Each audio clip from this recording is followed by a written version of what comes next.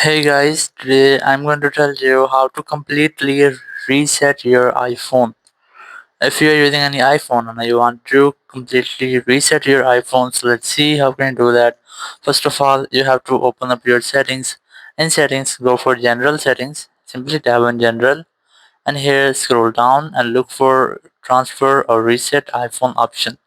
Here you will get that. Simply tap on that option and here you have to tap on erase all content and settings. And first of all, you have to make sure that you have backup of your data because it will remove everything from your phone. It might be your apps and data, including videos, photos, your account. So you must have to make a backup of your data, and then you can easily do this step. Simply tap on continue from here. Then select erase iPhone. If you have any Apple account logged in, so you must have to enter the password of your Apple account. Then select erase iPhone option and here you have to enter your passcode and it will make a restart your phone, and after that your phone will be completely resetted. So in this way you can easily completely reset your iPhone. Thank you very much for watching the video.